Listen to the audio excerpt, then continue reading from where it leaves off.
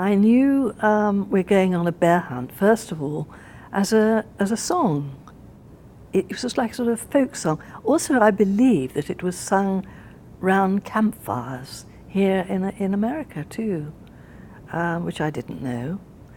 And Michael Rosen, who is the author, or the person who has rewritten it, also knew it as a song, and he very brightly thought, I'm going to put this down on paper, and he asked me to do the illustrations for it. And what I loved about it was that it didn't specify who was going on a bear hunt.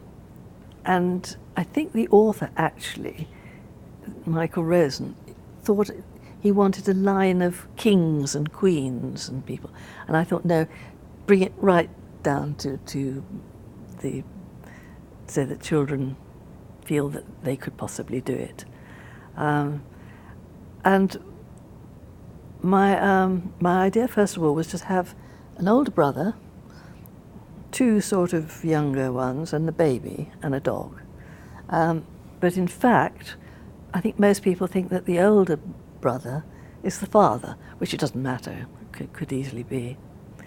And also it gave me an opportunity to do landscapes, which I love. I had this idea of doing a black and white page when they're thinking and when they're saying, you know, about where they're going and what they're going to do. And then when they've decided, it bursts into colour. And then they have this pause when they get to a forest and they think, and I do the black and white. And then again, when they move, it's in colour. So I think that was quite good to change the mood of the illustrations throughout the book.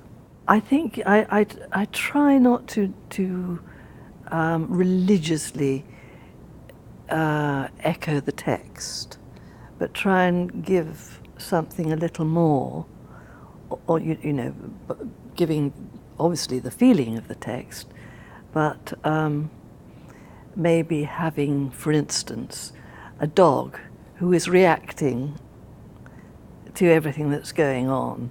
So, and you see him, the dog appearing again and again and again. So he develops, but he doesn't interfere with the actual story. I mean, one mustn't go off on a limb and sort of, you know, have a sort of terrible ego trip. But you have to keep to the text. But of course, if it is an amusing text, you can make it even more amusing. Which I love to do. I love to do. In fact, most the texts that I have chosen to illustrate are mostly with humour. I think Farmer Duck is a sort of Animal Farm, the famous George Orwell book for babies, and I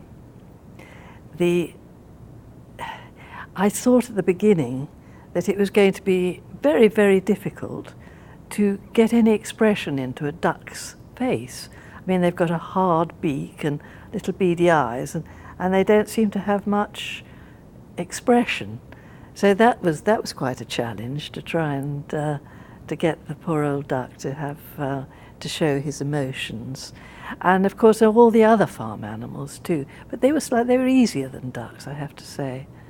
But I did enjoy the communication between the animals, and then of course on top of that there's the lazy old farmer who was exploiting all these animals.